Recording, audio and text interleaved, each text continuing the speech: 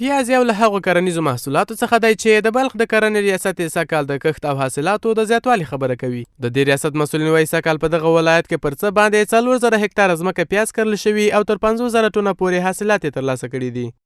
در ولایت بلخ ما در حدود 3700 تا 4000 هکتار زمین سالانه در ولسوالی‌های نریشه‌ای و دیدادی و شلگره و چمتال و چاربلک و بلخ سایه تحت کشت پیاز است که ما در حدود 10 الی 15 تن در فی هکتار حاصلات داریم. ما 40 الی 50000 تن سالانه محصولات پیاز داریم. خو د مزار شریف ښار د کروندګرو او پیاز پلورونکو کیسه بل څه ده. دوی که څه هم د پیازو حاصلاتو ته خوښبینه دي، خو وایي چې د صادراتو د کموالي او د ذخیره کولو د اسانتیاو د نشتوالي له امله دوی دغه محصول په ټیټه بیه پلوري. پیازا را 1100 بازم ما زیاد کشت کرده بودیم که امید کردیم که یک چیز به دست بیاید. ما به دست آوردیم هم، لیکن بازار خوب نبود. از دست بی بازاری ما بسیار مال خود ارزان سودا کردیم. حال فعلا یک ترک پیاز حدوداً 20 کیلو وزن داره. صادر پا 110 به فروش میرسه.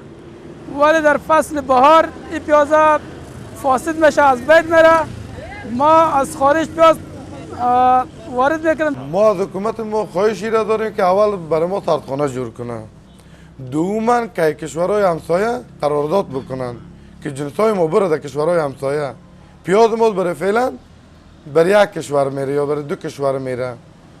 پیاز فعلا این ضرورت داره، دبی ضرورت داره. په همدې حال کې د بلخ د کرنې ریاست وایي چې د کرنیزو محصولاتو په ځانګړي ډول د پیاز د ساتنې په موخه یې په مزار شریف کې 1510 زیرمې او 12 معیاري سړې خونې جوړې کړي دي.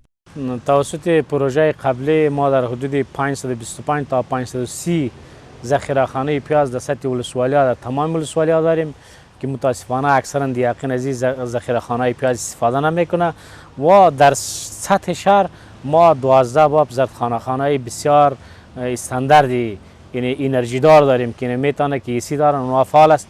دا مهال یو من پیاز تر 80 افغانیو پورې پلورل کیږي، خو په بازارونو کې د هغې له کمېدو سره د وارداتي پیازو بیه لوړیږي.